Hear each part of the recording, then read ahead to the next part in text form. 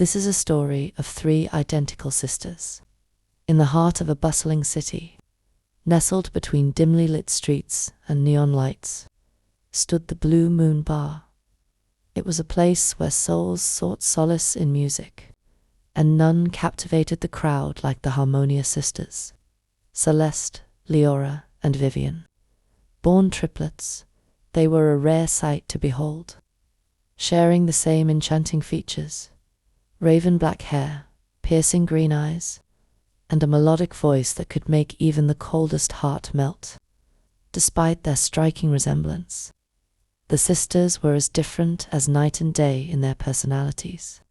Celeste, the eldest by mere minutes, was the ambitious one, always striving for more. Leora, the middle sister, was the gentle soul, content with their humble life. And Vivian, the youngest, was the wild spirit, always pushing boundaries, always craving the thrill of the unknown. Every night they sang in harmony, weaving magic with their voices. Yet behind the stage curtains, a storm brewed. The competition among them was fierce, for each sister secretly wished to outshine the others. Their mother, a former singer who had long faded into obscurity, had drilled into them that only the best survived in the world of music.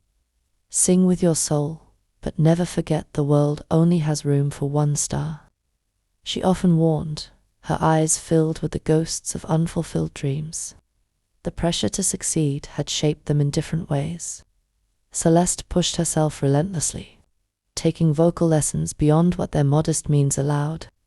Leora cherished their bond more than the limelight, often playing the mediator between her two feuding sisters.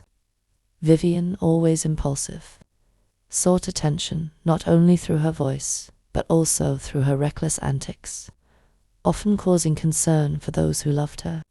One fateful evening, a renowned talent scout, Richard Langley, entered the Blue Moon Bar. His presence sent a ripple of excitement through the crowd. When the sisters took the stage, they knew this was their moment to shine. Their voices intertwined in perfect harmony. Yet Celeste subtly raised her volume, attempting to take the lead. Leora, sensing the shift, tried to balance it, while Vivian, unwilling to be overshadowed, matched Celeste's intensity. Their once fluid performance became a battle of vocal prowess. The performance was breathtaking, but Langley had only one offer to make her solo contract. "You're all incredibly talented, but I'm looking for a solo act," he announced after their performance. "The industry doesn't need a trio. It needs a singular sensation. Think it over. I'll be back tomorrow night." And with that, he left, leaving a thick silence between the sisters. That night, Celeste and Vivian lay awake, their minds racing with possibilities. Leora, on the other hand, felt a deep sadness, knowing that this offer could break them apart. As the next day dawned, an unspoken tension loomed over the sisters. Celeste was the first to voice her ambition. "I should take the contract," she said confidently. "I've always led our performances.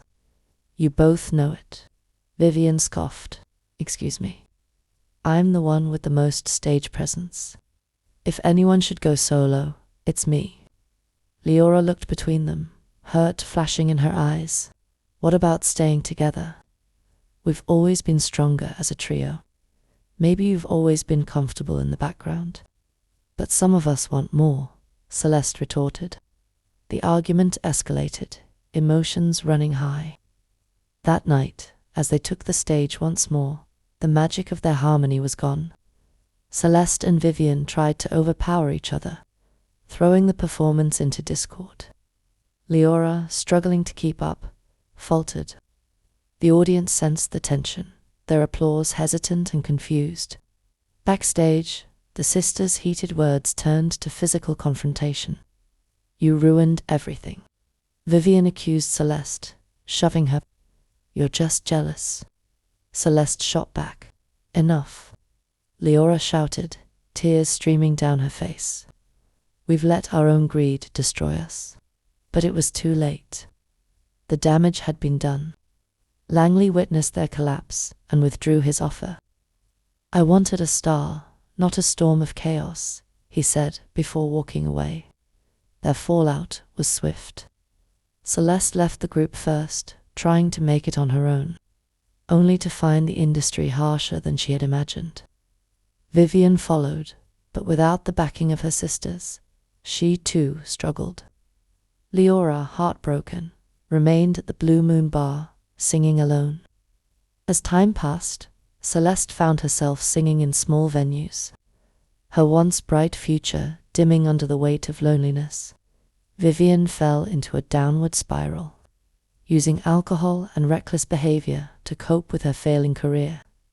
Leora, despite her heartbreak, dedicated herself to the bar and nurtured young talents who reminded her of the trio they once were.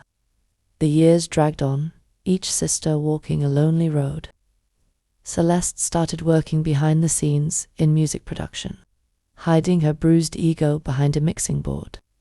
Vivian drifted from bar to bar, singing on good nights and drowning herself in regret on bad ones. Leora, however, refused to let the past define her, though she carried a longing ache every time she looked at the empty microphone stand where her sisters once stood beside her. Fate had other plans. The Blue Moon Bar was set to close. Unable to sustain itself amid the changing tides of the entertainment industry, the bar owner, an old friend of their late mother, reached out to Leora, suggesting one final grand show to honor the venue's history. Leora agreed, and in a moment of boldness, she sent invitations to Celeste and Vivian. Neither responded. The night of the show arrived, and as Leora took the stage, she felt the weight of their absence pressing against her heart. But as she opened her mouth to sing, a familiar harmony joined her. Celeste stepped onto the stage, eyes glistening with unshed tears. Moments later, Vivian followed. Hesitant but willing, the three sisters faced each other, and for the first time in years, they understood they had never truly been completely apart. Their voices soared through the air, weaving a melody of pain, loss, and ultimately forgiveness. The audience held their breath, witnessing something greater than just a performance. It was a reunion of souls long lost. The final note faded. Replaced by thunderous applause, the sisters embraced, knowing this was their second chance. Not at fame, but at each other. Moral of the story: true harmony is not just in melody, but in the love that binds us. Success means little when the cost is losing those who once stood beside us. Family, despite its trials and fractures, remains the most profound symphony we will ever compose. Did you enjoy this story? Please drop your comments in the comment section. Don't forget to like, share, and subscribe. Thank you.